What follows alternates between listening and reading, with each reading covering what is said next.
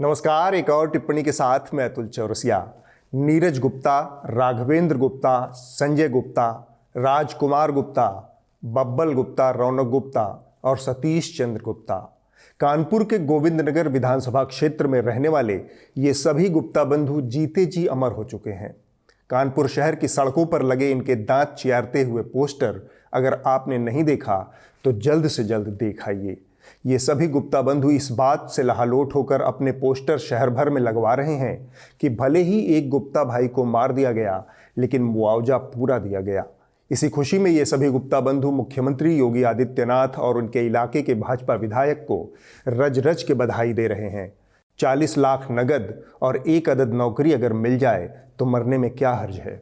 बधाई पहुंचे ऐसे यशस्वी मुख्यमंत्री और उनकी पार्टी को जहां जान बचने की गारंटी भले न हो, लेकिन टटके नगद मुआवजा मिलने की पूरी गारंटी है। आरोप है कि कानपुर के व्यापारी मनीष गुप्ता को उत्तर प्रदेश पुलिस के जवानों ने गोरखपुर में जान से मार दिया। इसके बाद सरकार ने मामले को रफा दफा करने की गर्ज से मुआवजा देकर अपना पिंड छुड़ा लिया। लेकिन आरोपी पुलिस वाले जिन्होंने मुख्यमंत्री के गृह जिले गोरखपुर में इस वीरता को अंजाम दिया, वो फिलहाल फरार हैं। इस शो की रिकॉर्डिंग के वक्त तक उत्तर प्रदेश पुलिस अपने ही विभाग के 6 जवानों को खोज रही है। जो अब तक फरार लोगों को खोजने का काम करते थे, वो अब खुद फरार हैं। अब मैं कुछ नाम बताने जा रहा हूं, उन्हें याद कर लीजिए। जगत नारायण सिंह, अक्षय कुमार मिश्रा, विजय यादव, राहुल दुबे, कमलेश सिंह यादव और प्रशांत कुमार। ये उत्तर प्रदेश पुलिस के वो कर्मचारी हैं जिनके ऊपर मनीष गुप्ता की हत्या का आरोप है। ये सभी फरार चल रहे हैं। इनके ऊपर इन्हीं के विभाग ने 1-1 लाख रुपए का इनाम घोषित किया हुआ है। फरार 6 पुलिसकर्मी पर 1 लाख रुपए का इनाम रखा गया है। ये उस सूबे का सच है जहां के मुख्यमंत्री धमकी से नीचे बात ही नहीं करते। अगर हमारे हाथ में एक हाथ में माला है तो दूसरे हाथ में भाला लेकर के भी चलते हैं। इस हिंसा में लिप्त प्रत्येक तत्व की प्रॉपर्टी को जब्त करेंगे और उस जब्त से सार्वजनिक संपत्ति को हुए नुकसान या कहीं पर पब्लिक प्रॉपर्टी को जो डैमेज किया गया है, इसकी भरपाई भी हम उन सभी उपद्रवियों से करेंगे। सत्ता के संरक्षण में पल रहे गुंडे, माफिया, अपराधी, लुटेरे, ये सब के सब मेहरबानी करके वह तो उत्तर प्रदेश छोड़ करके चले जाएं, और अगर उत्तर प्रदेश में रहेंगे तो फिर उनके लिए 2 जगह होंगी। मुझे लगता है उस जगह कोई भी नहीं जाना चाहेगा। और हम लोगों ने तय कर रखा है कि अगर वो एक हिंदू बालिका को ले जाएंगे तो कम से कम 100 मुस्लिम बालिकाओं को। जिन लोगों के अनैतिक और अवैध कृत्यों पर सरकार ने लगाम लगाया है, ये लोग अगर अपराध करेंगे ठोक दिए जाएंगे और वही कार्य हम करेंगे। इनकी धमकियों में राज्य का मौसम गुलाबी है, मगर ये आंकड़ा झूठा है, ये दावा किताबी है। लखीमपुर खीरी में भाजपा नेता केंद्रीय मंत्री अजय मिश्र के बेटे की जो करतूत सामने आई है, उसने मानवता को झकझोर दिया है। शांति से मार्च कर रहे किसानों के ऊपर निर्मम तरीके से गाड़ी चढ़ा दी गई। आरोप मंत्री अजय मिश्र के बेटे आशीष मिश्र उर्फ मोनू भैया पर है। वीडियो में दिख रही गाड़ी मंत्री जी के परिवार की है।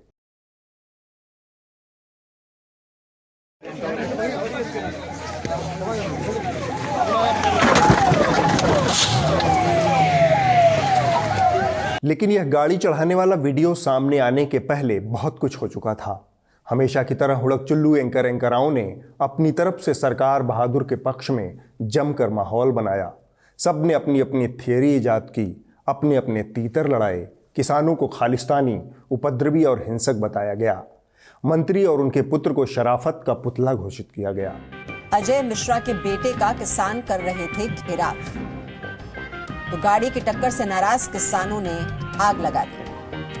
मौके से सामने आ रही तस्वीरें बेहद विचलित करने वाली हैं। इसमें हाथों में काले झंडे और बैनर लिए किसान एक शख्स को बेरहमी से पीटते हुए नजर आ रहे हैं। आप तस्वीरें देखिए और इन तस्वीरों को देखकर आप खुद ये सोचेंगे कि आखिर ये लोग कौन से प्रदर्शन का हिस्सा हो सकते हैं। पहली नजर में खबर ये है कि किसान सड़क पर धरना देकर बैठे हुए थे। गाड़ियों का एक काफिला आया, किसानों ने जबरन उसे रोकने की कोशिश की। गाड़ी से प्रदर्शनकारी किसानों को जानबूझकर कुचला गया या फिर यह दुर्घटना उपद्रवियों से जान बचाने की कोशिश के दौरान हुई। लेकिन प्रदर्शनकारियों की इसी भीड़ में नीली पगड़ी वाला एक शख्स मौजूद था, जिसके टी-शर्ट पर पीछे भिंडरा वाले लिखा हुआ था। सवाल ये है कि आखिर ये शख्स कौन था। ये हुड़क-चुल्लू बचाव में बेचैन हुए जा रहे थे, जबकि सत्ताधारी दल के किसी नेता ने अपने मंत्री या मंत्री पुत्र के समर्थन में एक ट्वीट तक नहीं किया था। और फिर एक दिन बाद वह वीडियो सामने आ गया जिसने नीर क्षीर का अंतर कर दिया। इसके बाद तमाम हुड़क-चुल्लू जो एक दिन पहले तक किसानों को अपराधी घोषित कर चुके थे, उन्होंने खुद को लेकिन, किंतु, परंतु, इफ, यदि, बट जैसे कुछ गिने चुने शब्दों की जद में कैद कर लिया। आप पर हमला हुआ बिल्कुल नाजायज है, किसी आदमी को जरा सी चोट लगी बिल्कुल नाजायज है, लेकिन आंदोलनकारियों ने भी तो लोगों को पीट कर मार डाला। ये वो वीडियो है जिसको लेकर देखिए ये लोग आगे बढ़ रहे हैं और पीछे से ये जीप आगे बढ़ती है। कई किसानों की उसके बाद 4 किसानों की गाड़ी के दौरान कर मौत हो जाती है। और लेकिन हर वीडियो ये बताती हुई कि किस तरह से परिस्थितियां वहाँ बेकाबू हुई, और ये भी दिखता है कि ये जब किसानों पर चढ़ी है गाड़ी, उससे पहले उसकी विंडशील्ड टूटी हुई है। इस घटना से पहले इस जीप पर पहले ही काफी पथराव किए गए और पथराव से बचने की वजह से शायद ड्राइवर ने अपनी जीप की जो गति है वो तेज कर ली, क्योंकि उसे अपनी जान बचानी थी। लेकिन बड़ी बात यह है कि अगर इस जीप ने जानबूझकर किसानों को कुचला है तो फिर इस जीप के जो शीशा है सामने वाला, ये कैसे टूटा है? राजनीतिक दलों के नेता गमजदा परिवारों से मिले, उन्हें हिम्मत दें, हौसला दें, सांत्वना दें, इसमें कुछ गलत नहीं है, ये होना चाहिए। लेकिन लखीमपुर खीरी की तरफ जो नेता भाग रहे हैं, उनका मकसद सिर्फ संवेदना व्यक्त करना नहीं है, उनकी मंशा सियासी है। तो ये वो एंकराएं हैं जो स्टूडियो में बैठकर सरकार बहादुर की मिजाज पुरसी करते हैं, लेकिन ग्राउंड रिपोर्ट ऐसी चीज है जहां तथ्यों से हेरफेर की गुंजाइश नहीं होती।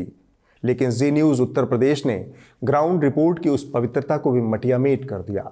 ग्राउंड पर मौजूद इनके रिपोर्टर ने वहां से लाइव रिपोर्टिंग करते हुए पूरे देश को न सिर्फ गुमराह किया, बल्कि आपराधिक रूप से तथ्यों को तोड़ मरोड़ कर ऐसा बताया कि किसानों और मंत्री समर्थकों के बीच टकराव हुआ, जिसमें कुछ लोगों की मौत हो गई। तो उसी से नाराजगी थी किसानों की, खास तौर पे अजय मिश्र टेनी पे। उसके बाद में जिस तरीके से ये लोग वहां से रिसीव करने डिप्टी सीएम को आ रहे थे, रास्ते में किसानों से उनकी बहस हो गई और बातचीत बढ़ गई, जिसके चलते किसानों ने एक दूसरे पर हमला कर दिया और गाड़ी वहां पर से, क्योंकि दो गाड़ियां थी इनके काफिले में, और ये वहां से भागने के चक्कर में 1-2 किसान भी इनकी गाड़ी के नीचे आ गए और वो जख्मी हो गए। यह सरासर झूठ बात थी। किसानों के ऊपर गाड़ी चढ़ाकर रौंद दिया गया। खैर, हम जिस मीडिया से आज रूबरू हैं वह जोसेफ गोएबल्स के बोनसाई संस्करण हैं। छोटे छोटे लेकिन पूरे देश में फफूंद की तरह फैल गए हैं। और ये ऐसा क्यों न करें जिसके लिए ये लोग इस कदर धर्म ईमान बेच चुके हैं। वो खुद कहते हैं, झूठ बोलो। पत्रकार रमन कश्यप की हत्या भी पीट कर की गई। यहाँ ये भी सवाल उठ रहे हैं कि जब बीजेपी के कार्यकर्ता वहां से भाग गए थे तो फिर रमन कश्यप को किसने मारा? जो भी बोल सकते हैं सब झूठ बोलो। संजय नाथ तिवारी का एक शख्स से पूछताछ करने का वीडियो वायरल हो रहा है।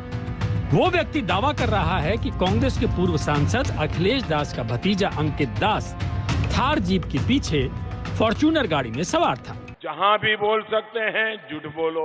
जर्नैल सिंह भिंडरवाला की ये तस्वीर सामने आने के बाद लखीमपुर खीरी जिले में जो कुछ भी हुआ उसके खालिस्तानी कनेक्शन को लेकर चर्चा शुरू हो गई है। सोशल मीडिया पर तो ये दावा भी किया जा रहा है कि वहां पर खालिस्तान के समर्थन में नारेबाजी की गई। एक ही काम, झूठ बोलो, झूठ बोलो, झूठ बोलो, बार बार बोलो, बार बार बोलो, बार बार बोलो, हर जगह पे बोलो और जोर जोर से बोलो। इतने पुख्ता सबूत और गवाहों के बावजूद अजय मिश्रा टेनी का बेटा मोनू पूरे हफ्ते आजाद घूमता रहा। पुलिस ढूंढती रही। आखिरकार इस मामले में सुप्रीम कोर्ट ने दखल दिया। इतने बड़े पैमाने पर हुई हिंसा जिसमें 8 लोगों की मौत हो गई, उसमें 4 दिन बाद तक उत्तर प्रदेश पुलिस ने एक भी गिरफ्तारी नहीं की थी। लेकिन सुप्रीम कोर्ट ने कहा इस मामले में सुप्रीम कोर्ट के भीतर एक स्टेटस रिपोर्ट दाखिल होनी चाहिए। जस्टिस सूर्यकांत जो इस बेंच का हिस्सा थे, उन्होंने भी कहा कि बड़ी दुर्भाग्यपूर्ण घटना है, किसान मारे गए हैं, पत्रकार की मौत हुई है और ऐसे में क्या एफआईआर दर्ज हुई है, किन लोगों के खिलाफ एफआईआर दर्ज हुई है, कितनी गिरफ्तारी हुई हैं, जो लोग एफआईआर में नामजद हैं क्या उनकी गिरफ्तारी हुई है या नहीं हुई है, जांच कहां तक पहुंची है। सुप्रीम कोर्ट के दखल के बाद 2 अज्ञात लोगों को गिरफ्तार किया गया। मोनू भैया फिर भी आज़ाद घूमते रहे। पूरे 7 दिन बाद मोनू भैया पुलिस के दरवाजे पहुंचे, तब उनका स्वागत 12 घंटे की आवभगत से हुआ। अंततः मीडिया, कोर्ट के दबाव में उत्तर प्रदेश पुलिस ने मोनू भैया को गिरफ्तार किया। ये वो उत्तर प्रदेश पुलिस है जिसके जवान आधी रात में होटल में घुसकर व्यापारी की हत्या कर देते हैं, फिर आराम से फरार हो जाते हैं। ये वो उत्तर प्रदेश पुलिस है जो 8 दिन 8 लोगों की मौत के आरोपित को गिरफ्तार तक नहीं करती। यह वो उत्तर प्रदेश पुलिस है जो रूल बुक के आधार पर काम नहीं करती, बल्कि अपने राजनीतिक आकाओं की पसंद नापसंद के हिसाब से काम करती है। यह वो उत्तर प्रदेश पुलिस है जो किसी लोकतांत्रिक व्यवस्था में काम करने वाला सिविल इंस्टीट्यूशन नहीं, बल्कि दल विशेष का निजी मिलिशिया संगठन बन गया है। इसी मिलिशिया संगठन के दम पर बाबा जी दम भरते हैं, ठोक दूंगा।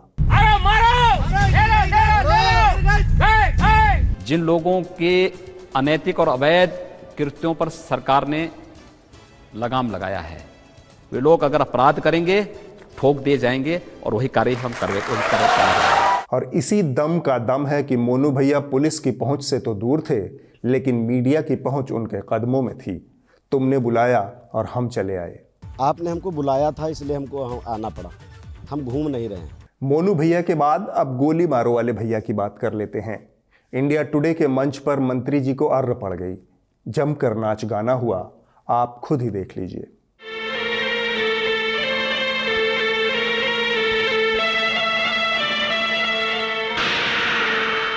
बीते हफ्ते खबरिया चैनलों पर टीटीएम प्रतियोगिता आयोजित हुई। टीटीएम यानी ताबड़तोड़ तेल मालिश। मोदी जी की ताबड़तोड़ तेल मालिश, और इस मौके पर शर्मा जी का चैनल बाकियों से मीलों आगे निकल गया। 20 साल बेमिसाल टाइप घिसे पिटे जुमलों के जरिए शर्मा जी ने खुद तो ताबड़तोड़ मोदी जी की मालिश की ही। करीब 1.5 लाख कश्मीरी पंडित आज भी घर से बेघर हैं। नरेंद्र मोदी की सरकार ने कश्मीरी पंडितों की वापसी का काम शुरू किया, उसका असर हुआ। कश्मीरी पंडितों में भरोसा जगा। इसी वजह से करीब 4000 कश्मीरी पंडित घाटी में वापस लौटे हैं। उनके चैनल के बाकी एंकराएं भी उन्हीं का अनुसरण करते दिखे। इसलिए मोदी जी तय ही नहीं कर पाते कि विजेता किसे घोषित करें। मोदी जी ने पतंगबाजी करके मुसलमानों का जो उद्धार किया है, वो इससे पहले किसी ने नहीं किया। मोदी ने कोई पतंगबाजी नहीं की, लेकिन मुसलमानों को फायदा पहुंचा दिया। मुसलमानों की हालत सुधारनी थी तो मोदी ने पतंग को ही बड़ा रोजगार बना दिया। पहली बार कोई मुख्यमंत्री खुद पतंग उड़ाने लगा। मोदी ने काइट फेस्टिवल को प्रमोट किया। दुनिया भर के टूरिस्ट गुजरात आने लगे। सलमान खान जैसे सुपरस्टार भी नरेंद्र मोदी के साथ पतंग उड़ाने की वेटिंग लाइन में लग गए। पतंग को कोई मुख्यमंत्री उतना फेमस नहीं कर पाया जितना मोदी ने कर दिया। इंडिया टीवी का यह शो देखकर आप हैरत में पड़ जाएंगे कि खबरों के रूप में अगर रजत शर्मा ये सब दिखा रहे हैं, तो विज्ञापन के रूप में दिखाने के लिए उनके पास क्या बचेगा। शर्मा जी का यह योगदान भी भारत याद रखेगा। जो चीज़ सरकारें विज्ञापन में दिखाती थी, वो काम शर्मा जी ने सीधे सीधे खबरों में कर दिखाया। सरकारों के साथ मीडिया के इस बेशर्म मिलीभगत ने सिर्फ पत्रकारिता ही नहीं, बल्कि लोकतंत्र के हर हिस्से को गंभीर रूप से नुकसान पहुंचाया है। इसका इलाज सिर्फ यही है कि आप इस धूर्त मीडिया और सरकार के गठजोड़ को तोड़ने के लिए आगे आएं। सब्सक्रिप्शन आधारित मीडिया इसका एकमात्र इलाज है। अगर मीडिया सरकार के चंगुल से आज़ाद हो जाएगा, तो वह आपकी बात भी करने लगेगा। तो मीडिया को आज़ाद करने में अपना योगदान दीजिए। न्यूज़ लॉन्ड्री को सब्सक्राइब कीजिए और गर्व से कहिए, मेरे खर्च पर आज़ाद हैं खबरें। आपने पतंगबाजी देखी, नागिन डांस देखा, मोनू भैया की कातिलाना ड्राइविंग देखी, अब इस हफ्ते की रिपोर्ट भी देख लीजिए। जो कही जा रही थी बातें कि अंदर में भी सोशल डिस्टेंसिंग का ख्याल रखा जाएगा। ट्रेनें तो खुल दी हैं, लेकिन कैसे स्टेशन पर thousands of the migrants workers in different groups walking. इस हफ्ते की रिपोर्ट द वायर से है। यह रिपोर्ट लखीमपुर खीरी की घटना में मारे गए पत्रकार रमन कश्यप के परिवार की है। उनके पिता एक ऐसी लापरवाही की जानकारी दे रहे हैं जो अब तक सामने नहीं आई थी। उनके बेटे को इलाज पहुंचाने में 8 घंटे की देर हुई, जो उनके लिए ज़िंदगी और मौत का फासला बन गई। ये घटना है जो वहाँ गाड़ी से लोग मारे गए, गाड़ी टक्कर से, और उसके बाद मतलब मेरे बेटे को पता नहीं कहाँ मतलब इन लोगों ने रखा, पुलिस वालों ने, और फिर 6:30 बजे इसको लाद दिया 100 वाहन पे और डायरेक्ट इसको भेज दिया हमारे लखीमपुर मोर्चरी में। हाँ, लापरवाही तो हुई, मतलब ये 4-6-8 घंटे मतलब जो है इसमें लग गए। 2-2.5 घंटे यहाँ डाल रखा और 2-1.5 घंटा ले जाने में यहाँ लग गया। फिर उसके बाद तुमने हो सकता कहीं थोड़ा बहुत उसके होता मतलब थोड़ा बहुत जान तुमने वहाँ डाल दिया, जहाँ 3-4 लाशें पड़ी थी वहीं तुमने उसको भी डाल दिया। अगर बहुत पहले मुझे सूचना हुई होती तो हो सकता मैं मतलब कुछ उसका उपचार कहीं करा लेता। पुलिस प्रशासन चाहता तो ये मतलब दंगा फसाद नहीं होता था। 10 पुलिस वाले आके खड़े होते थे क्या उसके ऊपर गाड़ी निकाल के उसके बाद पब्लिक के ऊपर में चढ़ा देते हैं, नहीं चढ़ा पाते। अगले हफ्ते होगी एक और टिप्पणी। नमस्कार।